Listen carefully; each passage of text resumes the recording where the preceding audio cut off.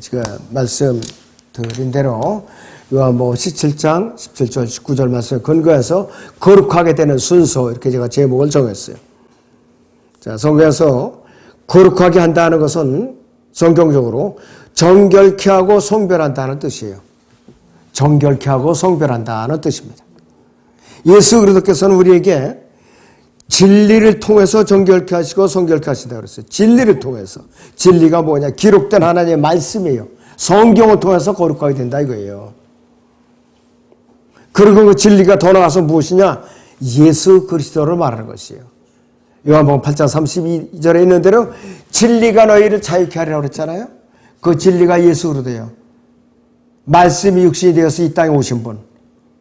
그분이 바로 진리인 것이에요. 그래서 성경에서 말씀하시는 진리는 하나님의 말씀이신 예수 그리스도를 말하는 것이에요.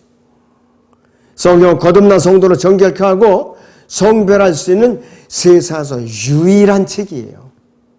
성경만이 유일한 책이에요. 시편 119편 9절에서 청년이 무엇으로 자기 길을 정결케 하리까? 주의 말씀을 따라 조심할 것이니다. 이렇게 말하고 있어요. 예수 그리스도께서는 요한복음 15장 3절에서 그분의 제자들에게 이렇게 말씀을 하고 있습니다. 이제 너희는 내가 너희에게 일러준 말을 통하여 깨끗해졌느니라 이렇게 말씀을 하고 있어요. 그래서 베드로는 이 말귀를 못 알아듣고 머리끝부터 발끝까지 씻겨주옵소서 이렇게 했다고요. 실제 물로다가 목욕시켜주는 걸로 알고 말씀의 물로 씻어 정결케 하는 걸 모르고. 성경은 우리 자신을 깨끗하게 씻어주는 강력한 영적 세척제예요. 이 세상에 어떠한 세척제도 이 성도들의 속을 씻어주는 그 세척제는 없어요. 자, 에베소 5장 26절인 대로 이는 그가 교회를 말씀에 의한 물로 씻어 정결하게 거룩하게 하시고 깨끗게 하신다고 말씀하고 있어요. 그래서 이 성경은 주님의 성전인 그리스도인의 몸을 깨끗이 씻어주는 유일한 영적인 비누예요. 이것이 바로 성경이에요. 그 성경은 우리의 뱃속을 깨끗하게 씻어주는 강력한 영적인 세척제라 이것이에요. 진리이신 하나님의 말씀의 말로 속사람을 예리하게 살피시고 정결케 하는 강력한 도구라고 그랬어요. 성경은 우리 자신의 뱃속에 들어있는 더러운 것들을 말끔히 씻어주기 때문에 자신을 정결케 하는 원치 않는 사람은 어떻게 되느냐? 성경을 읽지 않는 사람은 이렇게 되는 거예요. 그럼 성경을 안 읽으면 이렇게 되는 것이에요. 그러나 정결케 되기를 진심으로 원한다면 성경을 읽고 묵상하고 올바로 나누어 공부하면서 성경 말씀들을 마음판에 새기고 기억하고 실생활에 적용을 하고 그 말씀들을 실행하면은 어떻게 되나 맨날 정결한 생활을 유지할 수가 있는 것이에요. 바로. 그러면 시간이 지남에 따라서 우리 자신의 뱃속이 아주 눈처럼 영적으로 깨끗해진다 이것이에요.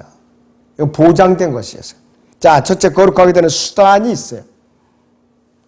아버지의 진리로 그들을 거룩하게 하여 주옵소서. 아버지의 말씀은 진리이다 있습니다. 진리의 진리 완전히. 신실한 그리스도인은 반드시 암송해야 될 구절이에요. 아버지의 진리로 그들을 거룩하게 하여 주옵소서. 아버지의 말씀 진리이다 그랬어요. 예수 그리스도께서는 그리스도인들을 세상으로부터 깨끗게 성별되도록 간절하게 기다리고 계세요. 아버지의 진리로 거룩하게 해달라고 기도하시는데 하나님의 말씀은 절대 진리예요. 비교 상대 진리가 아니라 절대 진리예요. 절대로 옳은 것이고 누구든지 이에 동의하지 않는다면은 그 사람은 어떻게 되냐? 거룩하게 될 수가 없어요. 그 사람 틀린 사람이에요. 예수 그리스도께서 폰티오 빌라도 앞에 이제 끌려 나갔을 때 폰티오 빌라도는 요한복음 18장 38절에서 예수님을 향해서 진리가 무엇이냐 이렇게 물어봤어요. 그러니까 진지한 마음으로 물어보는 질문이 아니에요.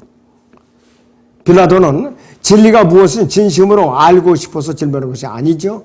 그는 구원받지 못한 세상에 속한 죄인으로서 이방 로마 제국에서 유대 지역을 다스리도록 보냄을 받은 유대 총독이에요. 세상 권세만 가졌지 그는 절대로 진리가 무엇인지 모르는 인물이었어요.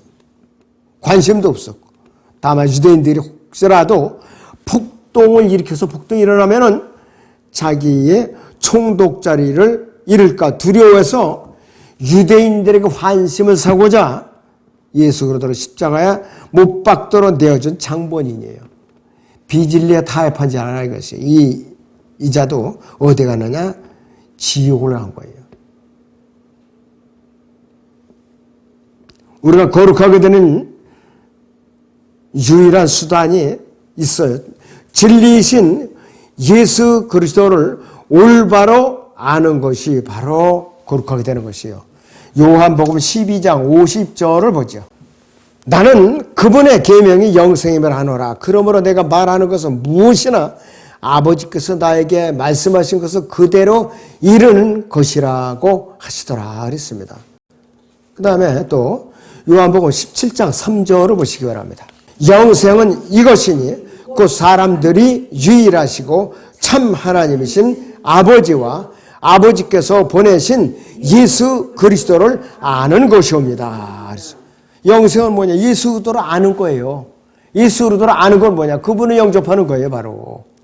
그것이 영생이라 이거예요. 이거 진리예요, 이것이 바로. 또 두 번째는 하나님의 말씀을 올바로 나누어서 공부하는 것. 세대적으로 구약과 신약을 올바로 나누는 것. 유대인들과 이방인들과 하나님의 교회를 올바로 나누는 것. 또 사탄에게 속한 것이지. 또 그리스도인들에게 속한 것이지. 또 세상에 속한 것인지. 대상이 어디에 속한 것이 올바로 나누고 공부하는 것. 그 다음에 깨닫고 죄를 지을 때마다 말씀이 물러 부지런히 씻는 거라 이것이에요. 자백을 하면서. 이것이 우리를 거룩하게 하는 수단들이에요, 바로. 자, 두 번째는 예수 그리스도께서 자신을 왜 그럼 거룩하게 하셨는가? 목적이 있죠. 자, 요한복음 17장 19절 상반절에 보면은 또 그들을 위하여 나는 나 자신을 거룩하게 하오니 그랬어요. 그들을 위해서 나 자신을 거룩하게 한다 그랬어요. 그들은 누구냐? 구원받은 성도들을 위해서 나 자신을 거룩하게 한다 그랬어요. 예수 그리스도께서는 우리를 거룩하게 하시려고 갈보리에서 영원한 한 번의 속죄제를 드림으로써 자신을 거룩하게 하신 분이에요. 자신을 거룩하게 하신 분. 자, 한 번의 속죄제를 들으셨다고 그러는데 히브리서 9장 12절을 같이 보죠. 염소와 송아지의 피로 아니하고 오직 자신의 피로 한 번 성소에 들어가셔서 우리를 위하여 영원한 구속을 이루셨느냐 그랬습니다. 영원한 구속을 이루었어요. 그리고 히브리서 10장 10절을 봅니다. 그 뜻에 따라 한 번 예수 그리스도의 몸을 들이심으로 우리가 거룩하게 된 것이라 그랬습니다. 단번 속죄로 단번에 거룩하게 된 것이. 그리고 12절에 보면은 이분은 한 번의 속죄제를 영원히 드린 후 하나님의 오른편에 앉으셔서 그랬어요. 구약에서는 죄를 지을 때마다 일일이 제물을 갖다가 잡아서 드렸죠. 그때는 그냥 죄를 덮어줬을 뿐이에요. 제거되지가 않았어요. 용서는 되되 제거가 되지 않았다 이것이에요. 그래서 거룩하게 하면 세상으로부터 따로 떼어져서 하나님께 드려지는 것을 말하는데 이것은 어떻게 가능하게 되느냐? 그때서 따라 한 번 예수 그리스도의 몸을 들이심으로써 우리가 거룩하게 된 것이에요. 따라서 거룩하게 됨, 즉 성화는 갈보리 십자가와 따로 띄어서 생각할 수가 없어요. 구원과도 나눠서 따로 띄어서 생각조차 안 되는 거예요. 갈보리 십자가 구원과 따로 띄어서 거룩하게 함을 분리할 수가 없더라 이거예요. 그래서 하나님의 속성이 거룩이기 때문에 우리는 하나님의 자녀들로서 마땅히 하나님의 속성에 어긋나는 삶을 추구해서는 안 된다 이 뜻이에요. 하나님께서 우리에게 거룩함을 유지하도록 명령을 하셔요. 우리는 왜 그런가? 성령을 통해서 거룩해진 몸들이기 때문에 그런 것이에요. 성령을 통해서. 베드로서 1장 22절을 봅니다. 너희가 성령을 통하여 진리에 순종함으로써 너희 혼두를 정결케 하여 가식 없는 형제의 사랑에 이르렀으니 순결한 마음으로서 서로 뜨겁게 사랑하라 그랬습니다. 성령을 통하여 진리에 순종함으로써 너희 혼두를 정결케 하여 그랬어요. 우리 혼두를 정결케 하는 유일한 수단이 뭐냐 이것이요. 성령을 통하여 진리에 순종할 때에 우리 혼들이 지속적으로 정결함을 유지할 수가 있는 것이에요. 아주 굉장한 소중한 말씀이에요. 그리고 우리는 예수 그리스도의 보배로운 피로서 혼의 구속을 받은 존재들이기 때문에 우리는 거룩해야만 되는 것이에요. 하나님의 피를 갖고 태어나셔서 사역을 하시고 성경대로 죽으셔 장사되시다가 성경대로 셋째 날에 살아나신 그분의 우리는 피로서 혼의 구속을 받았기 때문에 우리는 거룩하게 생활을 유지해야 되는 것이요. 베드로서 1장 19절을 이제 같이 보죠. 흠도 없고 점도 없는 어린 양 같은 그리스도의 보배로운 피로 된 것이기 때문이라 그랬습니다. 혼의 구속이 여러분들 보통 피가 아니에요. 그리스도의 보배로운 피로 우리가 구속을 받았다고 그랬어요. 하나님께서 우리에게 이러한 근거에 의해서 거룩하라고 명령을 하셔요. 그렇기 때문에 거기 베드로서 1장 15절 16절에도 이렇게 명령을 하고 있어요. 오히려 너희를 부르신 그분께서 거룩하신 것처럼 너희도 모든 행실에 거룩하라. 이는 기록되기를 내가 거룩하니 너희도 거룩하라고 하시기 때문이니라. 내가 거룩하니까 너희도 거룩하라 이것이. 왜? 너는 내 몸에 지쳐요. 또 나와 한 몸이라 이것이에요. 그 다음에 이제 오늘의 본론이죠. 거룩하게 되는 과정들이 있어요. 구원이라는 말은 아주 여러 가지 주옥 같던 성경적인 용어들과 밀접한 관계가 있어요. salvation이라는 용어. 거룩하게 되는 sanctification. 이것이 거룩하게 되는 과정이 아까 전반부에 설명을 드렸죠. 요한복음 17장 17절이나 오전에 설교 이제 주제였던 데살로니가서 5장 23절에서 몸과 혼과 영을 깨끗하게 보존되기를 기도하라고 그랬죠. 그 다음에는 화해라는 말이에요. 화해. reconciliation. 자, 골로새서 1장 20절을 보겠습니다. 그의 십자가의 보혈을 통하여 화평을 이루고 땅에 있는 것이나 하늘에 있는 것이나 그에 의하여 모든 것이 자신과 화해하게 하시려는 것이라 이랬습니다. 자, 예수 그리스도의 십자가의 보혈을 통하지 않고는 하나님과 화해를 이루는 것은 불가능해요. 불가능합니다. 예수 그리스도의 보혈로서만 가능한 것이에요. 아담으로서 타락해서 인간과 원수관계를 맺었던 하나님께서는 갈보리 십자가에서 예수 그리스도의 보혈을 통해서 우리에게 화해의 길을 열어주신 거예요. 조건이 뭐냐? 예수 그리스도를 나의 주와 구세를 믿고 영접해서 내가 그분과 공동 상속자가 된 상태에서만 화해를 이룰 수 있는 자격을 주신 거예요. 바로. 그 전까지는 불가능한 거예요. 그 다음에 중생과 거듭남이 있죠. 똑같은 말인데 리제네레이션이라는 말이 있어요. 성령으로 거듭난 것을 말하는 것이에요. 요한 1서 5장 1절을 보죠. 예수가 그리스도이심을 믿는 사람은 누구나 하나님께로부터 태어났으며 낳으신 그분을 사랑하는 사람은 누구나 그분께로부터 태어난 자도 사랑하느니라 그랬습니다. 그러니까 예수도 이제 성령으로 거듭나고 예수 그리스도의 피로써 혼의 구속을 받은 사람들만이 하나님께로부터 태어난 자라고 여기서 말씀을 하고 있어요. 이래야만 하나님께서 그분의 자녀를 인정을 해 주시는 거예요. 그 다음에 화목제물은 무엇이냐? 프로피티에이션이라고 그래서 하나님과 저나 여러분이 원수관계에 있었는데 예수 그리스도라는 화목제물을 갈보리 십자가에서 드려지심으로써 우리가 화목하게 되는 것이에요. 그러니까 하나님과 원수관계된 우리와의 화목제물은 예수 그리스도예요. 이 짐승 수백 마리 수천 마리 잡아서 드려도 소용없어요. 요한 1서 4장 10절을 봅니다. 여기에 사랑이 있으니 우리가 하나님은 사랑한 것이 아니요 그분이 우리를 사랑하시고 그의 아들을 우리 죄들을 위하여 화목제물로 보내신 것이라. 하나님과 죄인들 사이에 예수 그리스도라는 그분의 독생자를 보내셔서 갈보리 십자가에서 희생제물로 드려주시고 그분을 화목제물로 받아주신 거예요. 이것이 화목제물의 정리예요. 바로. 그 다음에 영화롭게 함이라는 말이 있어요. 글로리피케이션이라고 그래요. 로마서 5장 2절을 보자. 또 그분으로 인하여 우리가 서 있는 이 은혜 안에 믿음으로 나아가며 하나님의 영광의 소망 안에서 즐거워하느니라 그랬습니다. 굉장히 아주 중요한 구절들이에요.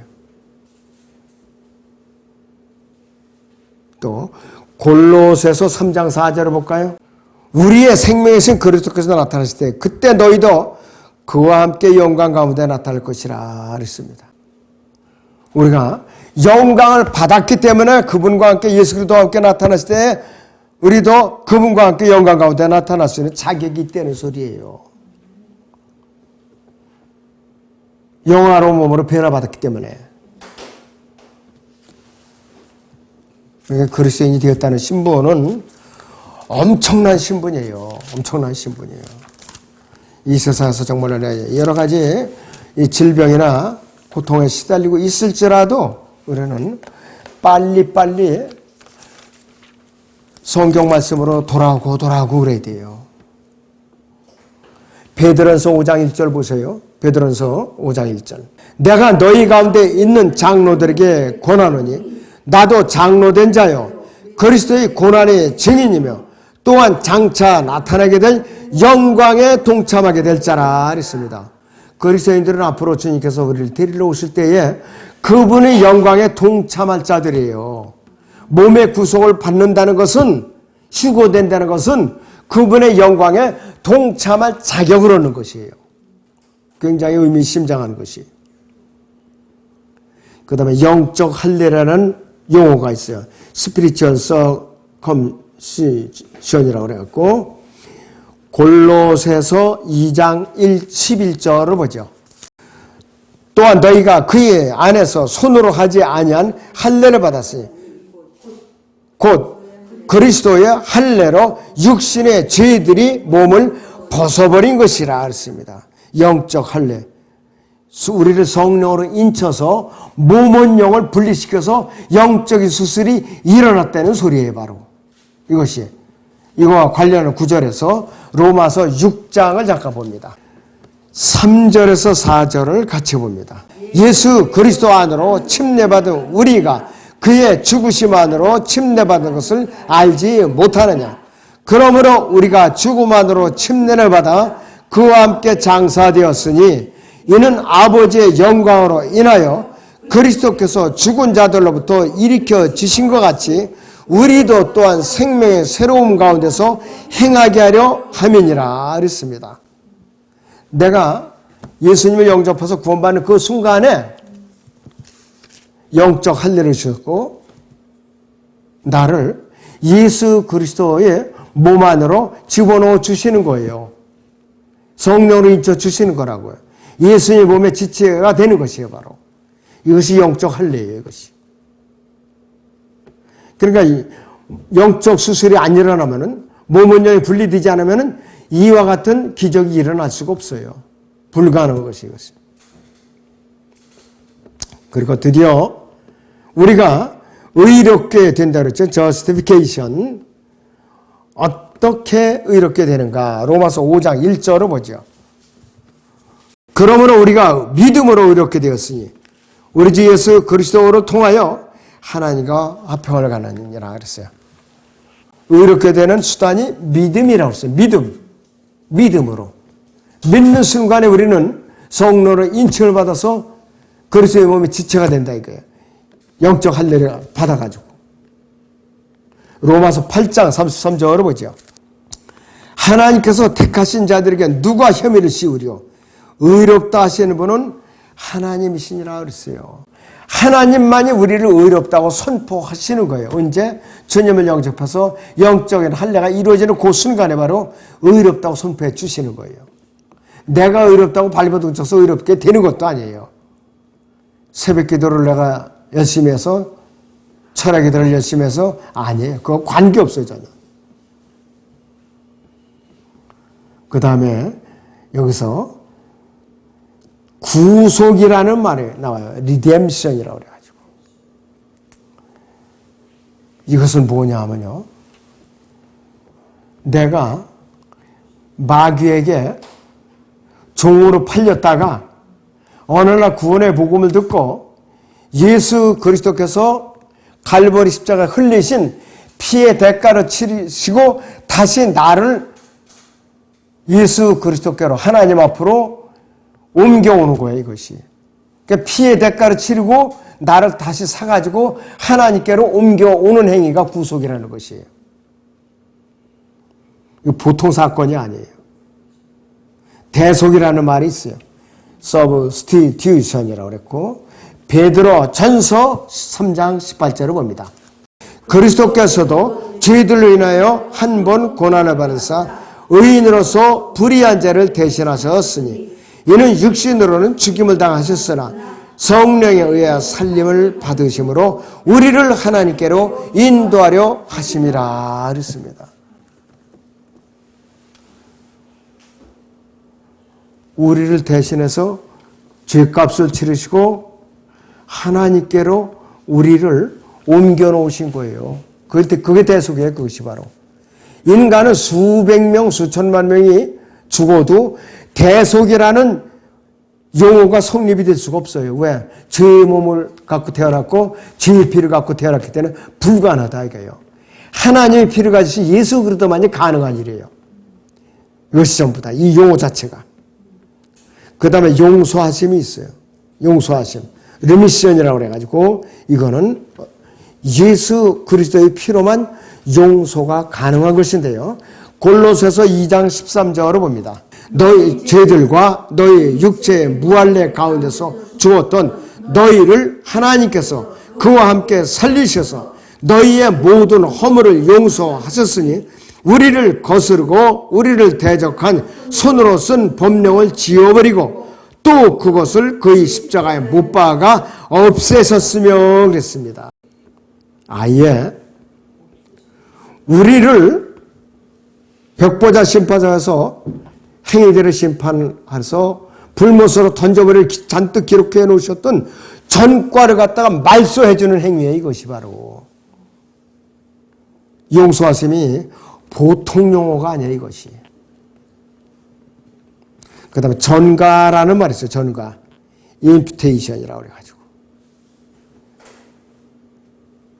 이것은 뭐냐면은 설명부터 먼저 드려요. 내가 지옥에 갈 수밖에 없었던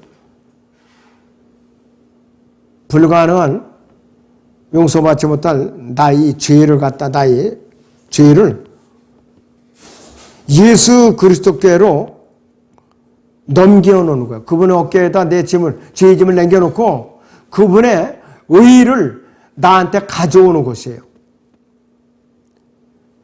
세상에서는 책임전가라고 그러죠. 그 책임전가가 성립되면은 자기는 책임을 면해요.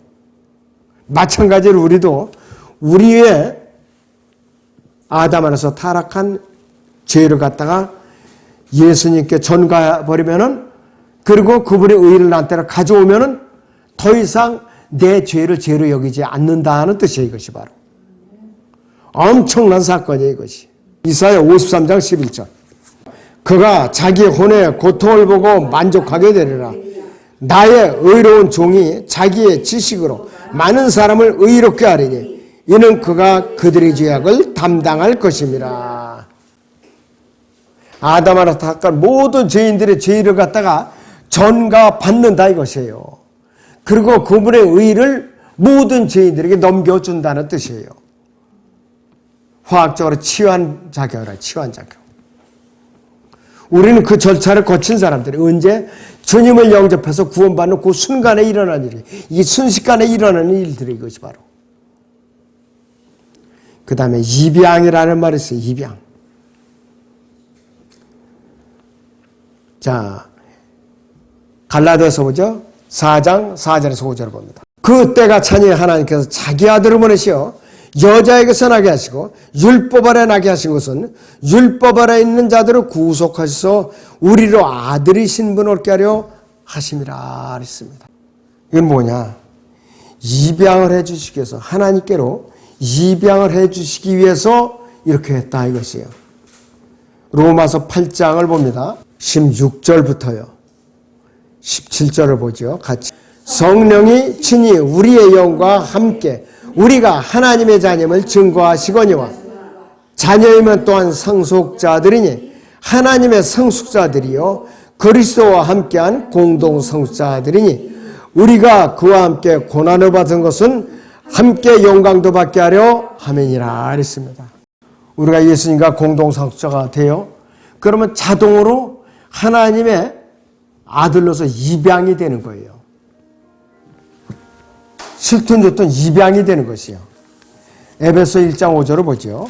하나님의 기쁘신 뜻에 따라 예수 그리스도를 통하여 우리를 자신의 자녀로 입양할 것을 예정하셨으니 그랬습니다. 예수 그리스도를 나의 주하고서 믿고 영접하는 순간에 순식간에 일어나는 엄청난 일들이 일어나는 것이에요. 이 용어가 주님을 영접하는 순간에 일어나는 용어들이 이렇게 많아요. 엄청난 용어들이. 근데 우리가 성경을 읽을 때마다 이렇게 실감을 못하죠, 되게. 근데 이렇게 공부를 해보니까 이렇게 깊은 내용들이 있더라고요, 이것이. 자, 우리가 또 십자가의 못 박음이 있어요. 십자가 못 박힘, 크루시피션이라고 그랬고, 로마서 6장 6절을 보겠습니다. 우리가 이것을 아나니까 우리 옛사람이 그와 함께 십자가에 못 박힌 것은 죄의 몸을 멸하여 더 이상 우리가 죄에게 종노릇하지 않게 하기 위함이니라 했습니다. 이는 죽은 자가 죄로부터 자유롭게 되었기 때문이라. 죄의 본성이 죽었다 이거예요. 주님을 영접한 순간에 내가 죄에 대해서 죽었어요. 그러니까 죄의 본성에 대해 죽었으니까 죄를 질 수가 없다는 뜻이에요. 내 혼이 죄를 질 수가 없다는 교리적인 엄격한 이 법칙이 성립되는 것이에요. 그런데 이 주님을 영접하고도 구원받지 못한 것처럼 또 율법 행위로 돌아가면 곤란하다 이게 바로. 더 확실한 거 보죠. 갈라디아서 2장 20절을 봅니다. 내가 그리스도와 함께 십자가에 못 박혀 있으나 그럼에도 나는 살아있노라. 그러나 내가 사는 것이 아니요 그리스도께서 내 안에 사시는 것이라. 내가 이제 육신 안에서 사는 삶은 나를 사랑하셔 나를 위해 자신을 주신 하나님의 아들을 믿는 믿음으로 사는 것이라 했습니다. 내가 육신 이제 주님을 영접한 후에는 내가 육신 안에서 사는 삶은 이제는 나를 위해서 사는 것이 아니라 하나님의 아들이신 예수 그리스도를 믿는 믿음으로 사는 것이라고 그랬어요. 분명히 육신의 변함이 없는데도 성경적으로 이렇게 정의를 내리고 있잖아요.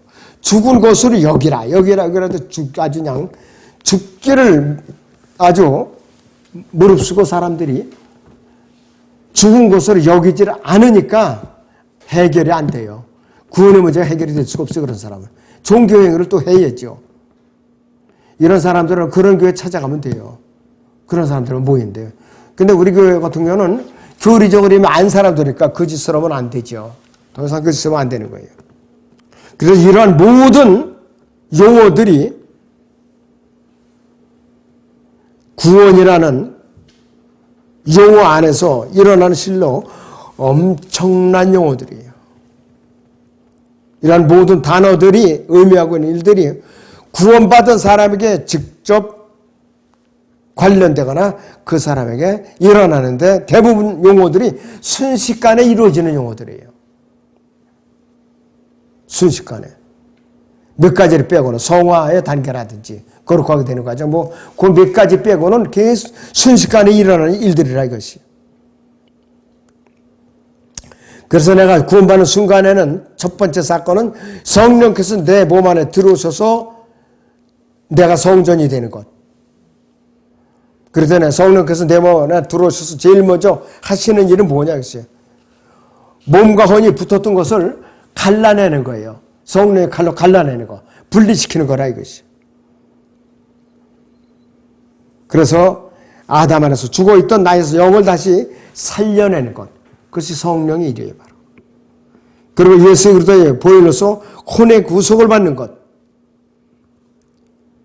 이와 같은 일련의 일들이 주님을 영접하는 그 순간에 사법적인 사건 처리로서 나타나는데 이 사법적인 사건 처리 과정은 이렇게 순식간에 일어나는 거예요. 순식간에. 세상의 재판장들 이렇게 번개같이 방망이 두드릴 수가 없어요. 너무 순식간에 일어나는 거니까. 하나님의 사법적인 처리 절차는 눈에 보이지도 않고 번개불보다 더 빨리 일어난다 이거예요. 하나님께서는 누가 주님을 영접하면은 너 언제 내가 방망이 두들고 몇날 몇월 며칠 법정에 나와라 이런 법이 없어요. 세상 법정은 복잡해요. 개별 통지하죠. 등기로 송달하죠. 확인받아갖고 날짜 정해주죠. 시간 정해주죠. 또 이제 변론을 듣죠. 그러고 나서 금방 끝나는 것도 아니에요. 1차, 2차, 3차 불러요. 맨 마지막에 했는데 자기에게 불리하게 억울하게 내리는 판정도 한두 번이 아니더라 이거예요. 그러나 하나님은 아주 공정하게 하시는 분이에요. 엄격하게. 치우침이 없어요. 주님을 영접하는 순간에 영적인 생명을 주시고 영적인 할례를 주셔서 예수 그리스도의 몸 안으로 일방적으로 집어넣으시는데 이것을 영적 침대라고 하는 것이. 그리고 이제 하나님의 자녀로서 입양이 되고 그러고 나서 하나님의 가족으로서 대우해요. 그때부터는.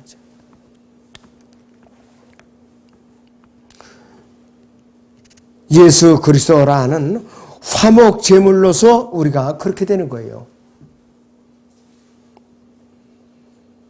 그래서 예수 그리스도라는 화목 제물이 없으면 절대 불가능한 것이에요. 화목 제물은 죄인과 하나님 사이에 화해를 일으키는 절대적인 요건인데 구속이라는 말은 잃어버린 것을 되찾아오기 위해서 값을 치르는 것을 말하는데 화목제물은 양쪽 당사자 사이의 화해를 이루기 위해서 지불되는 것이지만 구속은 어떤 의미냐. 소유권이 다른 사람에 완전히 넘어갔던 것을 값을 치르고 다시 사들이는 것이 구속이에요. 그런데 내가 값을 지불할 수가 없어요. 대신 지불해 줘야 돼요. 대신. 그게 대속이에요. 또 속죄라 이것이요. 그래서 이것을 디모데전서 2장 4절에서 이렇게 표현을 합니다. 하나님께서는 모든 사람이 구원을 받고 진리의 지식에 이르기를 원하시느니라. 5절도 하나님은 한 분이시요 하나님과 사람 사이에 중보자도 한 분이시니 곧 사람이시니 그리스도 예수시라.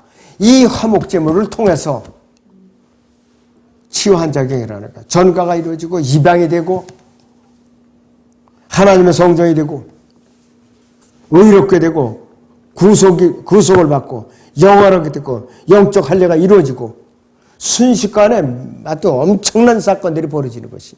그래서 내가 마귀의 손아귀에 잡혀서 마귀의 소속에 있다가 어느 날 복음을 듣고 예수 그리스도라는 분이 화목제물로서 나를 대신해서 이제 값을 치러 주시는 거라 이것이요. 이것이 구속이에요, 바로. 구약 시대에는 짐승을 잡아서 제물로 드렸죠. 죄를 지을 때마다 수도 없이 찾아다녀 성막으로 찾아갔어요. 그런데 이 죄값을 예수님께서는 단 한 번에 갈보리쪽에 단 한 번에 죄값을 치러 주셨는데 과거, 현재, 미래 죄값을 다 지불해 놓았기 때문에 요한복음 19장 3절에서는 다 이루었다 이거예요. 완전히 다 이루었다고. 그 한마디로 종지부로 찍으신 거예요. 예수 그리스도의 죽으심은 화목제물로 나와 하나님 사이의 화해가 이루어진 것뿐만 아니라 다른 한편으로는 나의 죄에 대한 대가를 지불한 구속으로 이루어진 것이요. 화해와 구속으로. 화목제물 이렇게 두 가지 요소가 있더라 이것이요. 그래서 예수를 영접하는 순간에 그분의 거룩한 의가 나에게 전가가 되고 나의 죄가 그분께로 전가가 되니까 예수 그리스도를 내가 영접하는 그 순간에 하나님의 사법적인 처리 과정에 따르는데 하나님께서 예수 그리스도의 의를 모두 거둬가지고 나에게 넘겨주시고 나에게 네 소유라 그리고 문서에 서명날을 하시고 나의 모든 죄들을 모두 거줘서 예수님께서 넘기시고 그분이 것이 되었다고 문서에 확인 서명하는 것이 누구냐? 성령님이에요. 바로 성령님이라 이것이요. 그래서 고린도후서 1장 22절이 증거 구절이에요. 그분은 또한 우리를 인치시고 우리 마음속에 성령의 보증을 주셨느니라 이것이에요. 확실한 것이에요. 용어 하나가 이렇게 중요한 것이에요. 그런데 나에 대한 용서하심은 어떠한 사법 처리에 의한 것일까 그랬어요. 내가 용서했다는 것은 그분이 곧 나의 죄가 사함을 받았다는 것이고 사법적으로 어떻게 가능한 것인가. 예수 그리스도의 의를 내가 전가받아서 내가 이제는 의롭다는 합법적인 지위를 확보했다는 것인데 내가 의롭다면은 나의 죄는 당연히 용서될 수밖에 없더라 이것이에요. 바로 이것이 바로 하나님의 죄사함이심인데 이로써 죄는 더 이상 내 것이 아니에요. 자, 주님을 영접한 순간에는 이제 아담 안에서 타락한 죄의 본성이 더 이상 내 것이 아니라고 그랬어요. 그때부터는, 그 순간부터는. 나에게 돌아온 몫은 거룩하신 하나님의 의인데 이거를 근거로 해서 하나님께서는 내가 의롭게 되었다는 것을 선포하시고 사법 처리를 종결 지으시고 무죄 판결을 알리는 방망이를 두드리는 거예요. 이제는 무죄, 너는 의롭다, 입양되었다. 이제는 너는 공동상자가 되었다. 예수 그리스도의 신으로서 인칭을 받았다. 참 하나님께서 바쁘셔요. 방망이 두드리시게 그냥 몇 수십 가지 용어를 갖다 한 번에 방망이로 다 종결 지으시려니까. 세상에 그런 무죄 방망이가 어디 있어요. 대법관 하다 봐요. 다 나와가지고서 부정부패에 연루돼갖고 그 가만히 보니까 봐주는 대가는 미리 왜곡 뒤바뀌어서 판결을 무죄 판결을 하는 거예요. 그리고 뒷돈 받고 나와서는 그 회사를 또 고문으로 들어가요. 그것이 바로 대장동 사건이에요. 그것이 백현동 사건 또 있더라고. 또 계속 터져나와요. 지금 하도 여러 입에다 갖다 싸발라가지고서 수도 없이 나오더라고요. 그러니까 판사들이 다 전부 이제 부분 재판을 한 거예요. 전부. 하나님은 그런 분이 아니라 이것이. 백보자 심판은 그런 자리가 아니에요. 자, 세상에 재판을 하려면 최소한 아무리 빨라야 몇 달, 1년, 2년, 그렇지 않으면 10년도 더 걸려요. 그런데 하나님께서 사법 처리하시는 무죄 방망이를 두드리는 순간은 순식간에 일어나는 거예요. 순식간에 일어나는 것이. 성별된 사람으로 내가 의인으로 선포되는 순간이 순식간에 일어나더라 이거예요. 그래서 내가 예수 그리스도를 믿고 나의 구세주로 영접하는 그 순간에 나는 이미 세상에 속한 사람이 아니고 하나님의 가족의 일원으로서 이름이 기록되는 것이에요. 그러니까 하나님께서 나의 아버지가 되시고 나는 하나님의 아들이 되는 것이고 그 다음 하나님께서는 그분의 아들 되고 하나가 된 내가 매일 매 순간마다 깨끗해지기를 원하는 거예요. 그래서 나는 그분에 따라 매일 말씀으로 자신을 씻어서 정결케 해야 할 유지와 책임을 갖고 있는 것이에요. 바로 나의 몸은 주님께서 다시 오실 때에 영광스러운 몸으로 변화돼서 구속받은 새로운 몸이 되더라 이것이. 그래서 이 거룩하게 됨 sanctification이라 하면 구원받은 내가 지속적으로 자신을 정결케 하고 성별을 유지하는 과정인데, 의롭게 됨이라는 것, justification이라는 것은, 의롭게 됨이라는 것은 내가 정결하든지 정결하지 않든지 상관없이 나를 의롭다고 일방적으로 선포하시는 하나님의 사법 행위가 바로 의롭게 됨이라는 용어입니다.